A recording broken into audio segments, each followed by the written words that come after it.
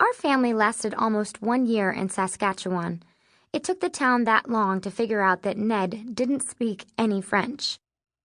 I always looked on it as kind of a frill, he explains to my mother. French? Teaching, says Ned.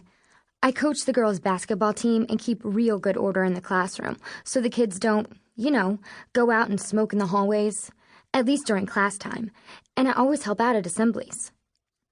I was the one who rustled up some World War II veterans for Remembrance Day. Remember, Jane, the knack I had with the veterans? Knack with the veterans? Asks my mother. She seems stunned by recent events. You don't want them drooling on their shoes, and you want them to look like they're having fun, even if they've forgotten what they're doing there. It takes a certain deft touch, says Ned. So, you don't think knowing French was really so important?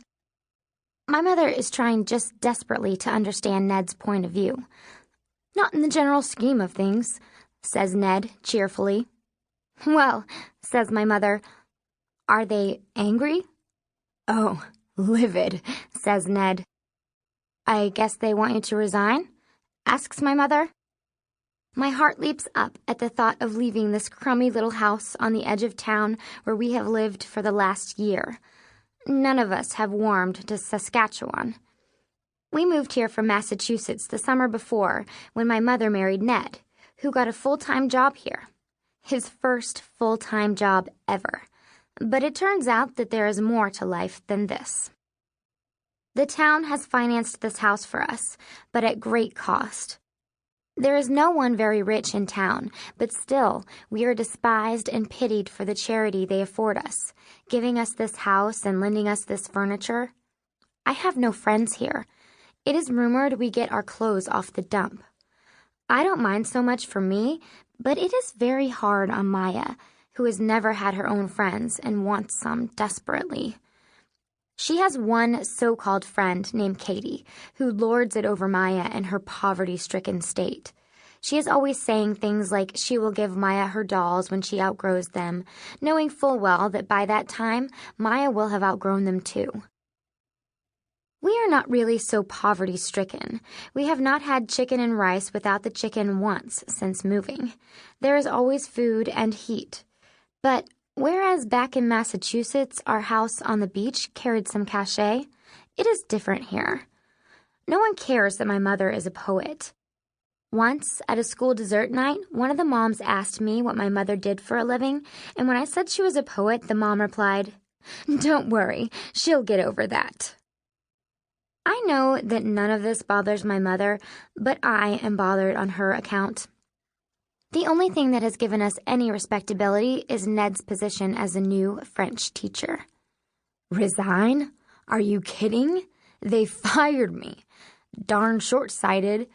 You know, I was one of the only 2 male teachers in the whole frigging town, says Ned. Oh no, says my mother. She looks so stricken that Ned and I glance at each other. But then the stricken feeling leaves her eyes, and in its place I see the warm glow of possibilities. But maybe, she goes on slowly, this is a blessing in disguise. Now, after the school year closes, we can go back to Massachusetts.